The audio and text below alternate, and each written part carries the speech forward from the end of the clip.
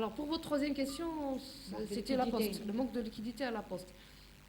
Alors, dans un premier temps, il faudrait rappeler que quand même ce problème-là a été très largement résorbé ces derniers mois par, par un effort qui a été fait sur et l'organisation logistique et la coordination avec d'un côté la Banque d'Algérie et de l'autre côté les services de sécurité.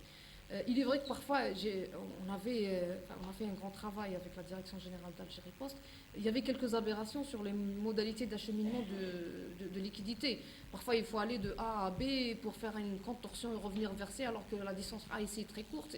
C'est toujours, parfois, c'est pas très réfléchi. On pense à un centre régional, alors qu'en fait, le local est beaucoup plus proche que le régional. On va dire c'est quelques aberrations qui ont été levées, qui ont contribué largement à améliorer l'acheminement du budget. Il en reste encore quelques localités. D'ailleurs, il me semble que dans le sud, il y a un petit problème concernant l'acheminement par voie aérienne qui n'est pas à mon sens très logique, mais ça sera réglé dans le prochain virement, Inch'Allah. D'un autre côté, nous avons obtenu quand même beaucoup de concessions de la part de la Banque d'Algérie, qui a même consenti à nous fournir en liquidité un vendredi. C'était le vendredi avant l'aide. Là, on arrive à avoir de plus grandes quantités de liquidités.